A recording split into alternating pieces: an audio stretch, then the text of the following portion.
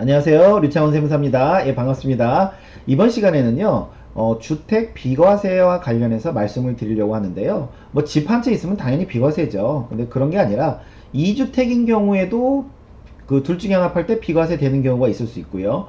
3주택인 경우도 비과세 될 수 있는 경우가 있습니다. 4주택인 경우도 비과세가 될 수 있는 경우가 있습니다. 그래서 어떤 경우들인지 한번 저랑 살펴보도록 하겠습니다. 첫 번째, 2주택인데 비과세가 되는 경우들이 있습니다. 그러면 우리가 이제 비과세라고 할 때 기본적으로 거주 요건이 있고 보유 요건이 있죠. 근데 이제 거주 요건은 우리가 17년 8월 2일 이후에 조정 대상 지역에서 취득한 것들, 즉 조정 대상 지역에서 17년 8월 2일 파리 대책 이후에 취득한 것들은 거주 요건이 있고요. 그 다음에 비조정 지역의 경우는 그냥 2년만 보유하면 비과세가 됩니다. 그러면 내가 이제 집 한 채 있으면 당연히 비과세인데 다른 집이 있을 때 어떨 때 이걸 주택으로 안 보냐, 이제 이런 것들이죠. 이제 그 1번부터 보시면 1번과 2번은 사업용 주택들을 말하는 겁니다. 즉 무슨 얘기냐면 주택 신축 판매 사업자를 냈어요. 그거로 그 등록이 된 주택들은 하나의 재고 또는 상품으로 봅니다. 그렇기 때문에 요거는 나 비과세 받는 데 있어서는 주택으로 안 보겠다. 사업용 주택이니까요. 그 다음에 부동산 매매업자의 경우 갖고 있는 것도 마찬가지로 재고이자 상품입니다. 그래서 이것도 사업용 주택으로 보기 때문에 내가 비과세 받는 데 있어서는 이거는 주택 개수로는 들어가지 않는다. 그런데 이런 것들이 만약에 이제 뭐 안 팔리다 보니까 아유 그냥 임대나 놔야겠다 해서 어떻게 보면은 사실상 신축 판매나 매매업은 안 하고 계속해서 임대만 놓고 있거나 이러면 이거는 나중에 소유 주택으로 보는 경우가 볼 수도 있습니다. 그래서 이런 경우는 좀 조심하셔야 돼요. 조심하셔야 되고, 그 다음에 이제 세 번째는 어떤 주택을 주택으로 안 보냐, 요거는 잘 아실 겁니다. 우리가 조세 특례 제한법상 과거에 신축주택이라든가 아니면 미분양주택이라든가 이런 것들은 그 우리가 비과세 판정할 때 주택수로 안 보죠. 그래서 이런 것들은 대체로 그 분양계약서나 이런 데 보시면 그 감면대상 도장이 찍혀 있어요. 도장이 찍혀 있기 때문에 그런 도장이 찍혀 있는 뭐죠? 그 분양계약서 보시면 아 이거는 비과세 따질 때 주택수로 안 보는구나, 이렇게 알고 계시면 좋을 것 같아요. 그 다음에 조세특례 제한법상 농어촌 주택이 있습니다. 이거는 어떤 주택이냐면요, 예를 들어서 2003년 8월 1일 이후에 이 취득을 했어야 되고요. 그 다음에 반드시 일반 주택을 먼저 취득하고 나서 농어촌 주택을 취득을 해야 됩니다. 즉 그 순서가 틀려지면은 이거는 그 아무 해당이 없어요. 그러니까 2003년 8월 1일 이후에 취득하고 일반 주택을 취득하고 나서 농어촌 주택을 취득하고 나중에 일반 주택 팔 때 비과세를 해주겠다는 겁니다. 물론 뒤에 이제 몇 가지 또 요건들이 있습니다. 있는데 요 두 가지가 일단 만족된다라면 웬만한 읍면 지역에 있는 농어촌 주택은 해당되는 경우들이 많이 있어요. 그래서 요 두 가지를 먼저 체크를 해보셔야 될 것 같고요. 그 다음에 우리가 제일 잘하는 거 있죠. 일시적인 2주택. 뭐죠?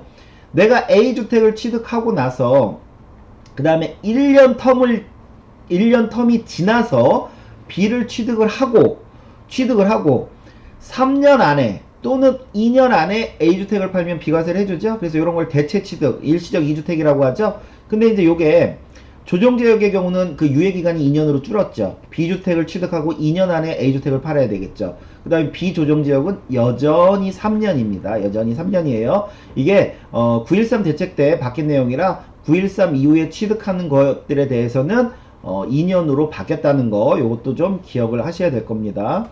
그 다음에 내가 이제 A주택이 있고 B주택이 있는데 B주택이요, 상속주택입니다. 상속주택. 일단은 원칙적으로는요, 아버님으로부터 상속받았다라고 하면 아버님과 내가 별도 세대로 있다가 상속받은 그런 주택들만 해당이 1차적으로 되고요. 만약에 같은 동일 세대로 계속 살다가 상속받으면 어차피 1세대 2주택인데 돌아가셨다고 해서 어떤 혜택을 주지는 않습니다. 그렇기 때문에 뭐 예를 들어서 아버님은 시골에 살고 계시고 나는 뭐 도시에 살고 이렇게 주민등록이 별도로 분리되어 있을 때 상속받은 주택은 주택수로 안 본다, 이런 그 상속주택 규정이 있고요. 또 아니면 내가 한 채가 있고 아버님이 한 채 있는 상태에서 동거봉양 합가를 해서 주민등록을 합쳤어요. 각자 한 채가 있는 상태에서. 그리고 나서 돌아가셨을 때도 상속주택으로 인정해 주겠다. 이런 내용이 있습니다. 그 다음에 또 우리 잘 아시죠? 내가 집이 하나 있고 아버님이 집이 있는데 우리가 그 합가를 했어요. 내가 아버님을 모시기 위해서, 부모님을 모시기 위해서 합가를 하고, 합가일로부터 10년 안에만 둘 중에 어떤 걸 팔아도 비과세를 해주겠다 이거죠. 그러니까 그 합가하고, 이게 아버님 주택이라면 합가하고 10년 안에 A주택 팔면 비과세고, 또 B도 2년 지나면 비과세가 되겠죠. 그래서 두 개 다 비과세 가능하겠죠. 그 다음에 이제 혼인 합가로 인한 비과세도 있죠. 내가 집이 있고 와이프 될 여자가 집이 있습니다. 그래서 각자 집이 있는 상태에서 그 결혼을 하고 이제 드디어 합가가 됐어요. 그럼 혼인신고일로부터 5년 안에 둘 중에 먼저 파는 집은 비과세를 해주고요. 그 다음에 남은 집도 2년 지나면 또 비과세가 되겠죠. 그래서 혼인합가는 5년, 동거봉양합가는 10년. 요거 좀 기억하시고요. 그 다음에 그 농어촌 주택이라고 있습니다. 쌤선생님 아까 그 농어촌 주택 했잖아요. 요거는 이제 조세특례 제한법상 농어촌 주택이고요. 요거는 이제 상속 농어촌 주택이냐, 아니면 농사를 짓기 위해서 귀농하는 농어촌 주택이냐, 아니면 농사 짓다가 이제 떠난 그 농어촌 주택을 떠난 이농 농어촌 주택이냐, 요런 주택들을 갖고 있으면 주택수를 안 봅니다. 그래서 내 집을 팔 때 비과세를 해주는데, 여기 한번 간단히 보시면 이렇습니다. 농어촌 주택이어야 되고요. 읍면지역에 있어야 되고요. 상속주택은, 그러니까 이제 그 상속 농어촌 주택 같은 경우는 요건이 이렇죠. 읍면지역에 있어야 되고, 수도권이라 하면 수도권 밖 읍면지역이기 때문에 서울, 경기, 인천을 말합니다. 서울, 경기, 인천, 수도권. 그러니까 수도권 밖 읍면지역이어야 되고요. 뭐 상속 같은 건 제한 없고요. 다만 그 피보신 분, 즉 돌아가신 분이 5년 이상만 살았냐, 그러면 그 5년 이상 살은 시골에 있는 상속주택 같은 경우는 그 주택수를 안 본다 이겁니다.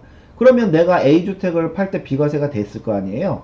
근데 이거는요, 특이하게 내가 비과세 받고 또 어떤 C라는 주택을 사서 2년 또 지나서 또 비과세 받고, 이런 식으로 이 상속 그 농어촌 주택은요, 내가 무한대로 그 일반 주택을 계속해서 비과세를 받을 수가 있어요. 예, 요 상속 농어촌 주택만 그렇습니다. 여기 있는 상속 주택은 횟수 제한이 1회로 제한되어 있는데, 요 상속 농어촌 주택은 이거는 제한 없다. 그 다음에 이제 이농주택은 뭐냐면 내가 이제 어떤 그 농사꾼으로서 거기서 시골에서 5년 이상 거주를 하면서 그 농사를 지었는데, 영농을 했는데, 이제 도시로 어떤 전업 때문에 도시로 이제 나가게 됐어요. 이럴 경우 내가 이농주택도 있고, 그 다음에 도시로 나가서 어떤 집을 취득을 해서 이 집이 이제 비과세 요건이 됐을 때, 그럴 때 요 이농주택도 주택수로 안 봐주겠다. 단 거기 이제 시골에서 5년 이상은 거주했던 집이어야 되겠죠. 그 다음에 이제 이거 귀농은 뭐예요? 요즘 이제 귀농 인구들이 많은데, 귀농은 뭐예요? 내가 농사를 짓기 위해서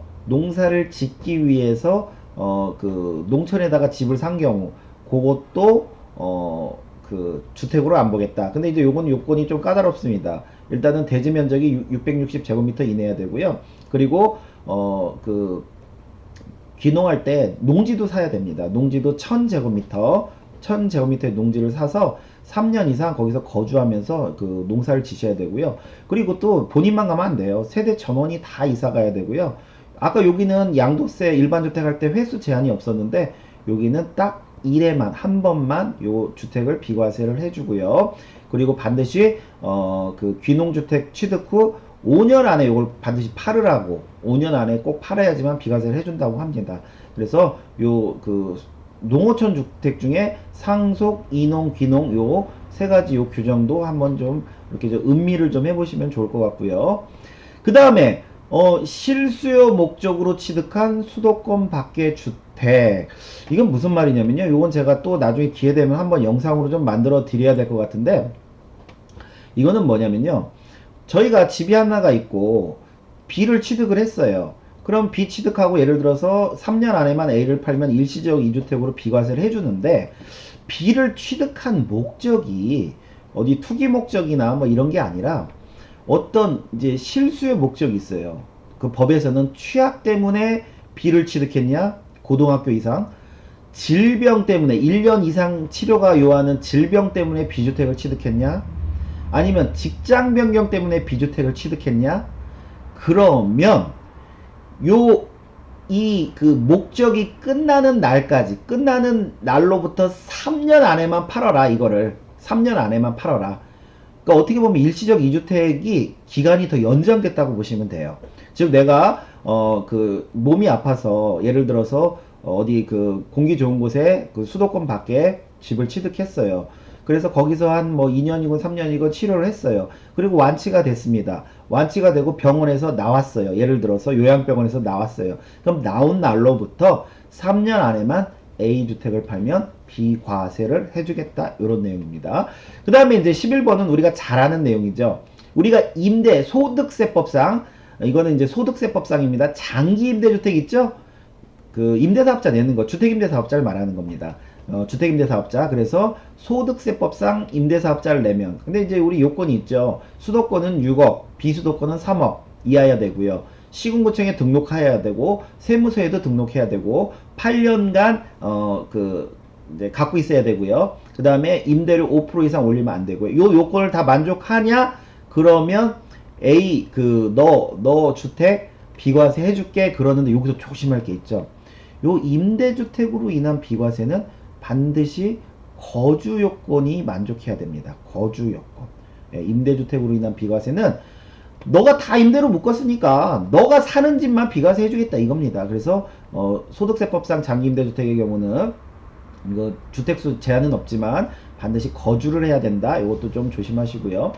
그 다음에 이제 시골에 요즘 보면 방치된 주택들이 많습니다. 그래서 어떨 때 보면 뭐 담장도 허물어지고 막 거의 폐가 수준인 집들도 많은데 이런 거는 폐가 수준들은 주택으로 안 봅니다.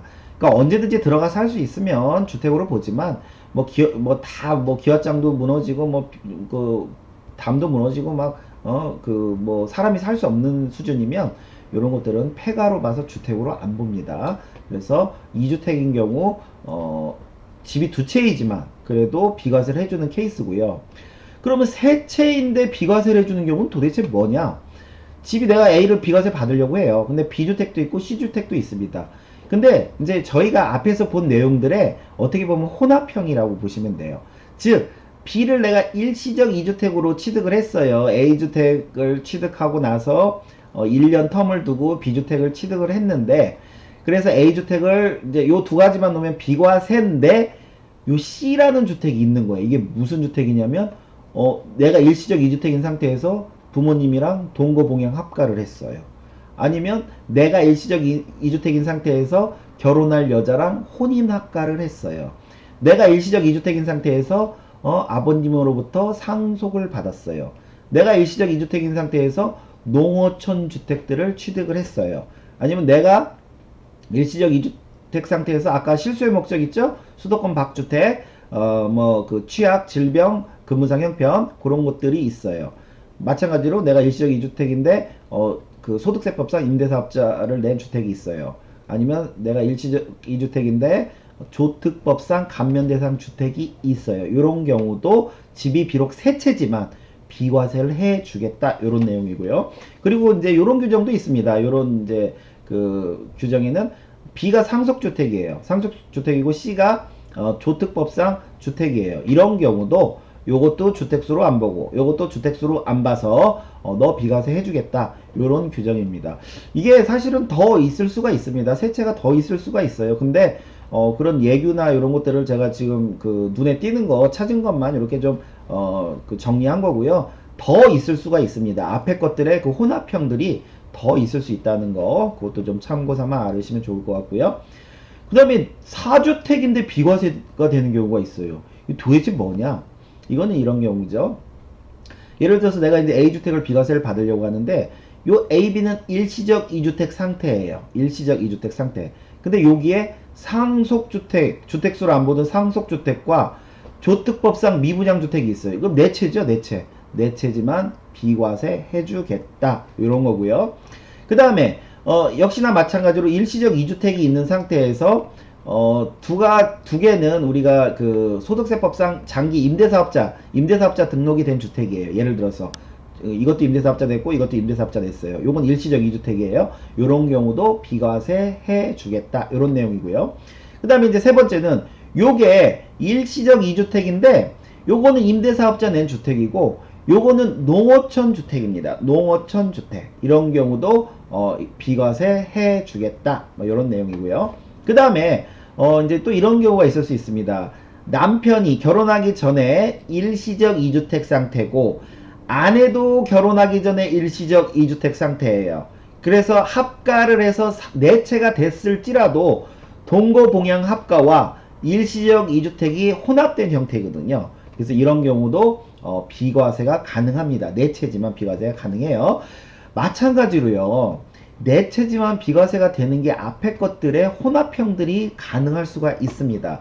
근데 역시나 이것도 제가 눈에 띄는 이제 그 명확한 예규 판례가 있는 거 위주로 쓰다 보니까 이렇게 네 가지만 썼지만 더 있을 수 있다라는 거 그것도 좀 참고 삼아 알으시면 좋을 것 같고요. 그 다음에 이제 기타 이제 그 비과세와 관련해서 실무에서 중요한 내용들이 두 가지가 있는데요. 먼저 한번 한번 살펴보도록 하겠습니다. 지금 내가요 집이 두 채가 있어요. 이렇게 집이 두 채가 있습니다. A주택 있고 이제 예를 들어서 C주택이 있어요. 근데 이게 일시적 2주택 상태가 돼요. 무슨 얘기예요?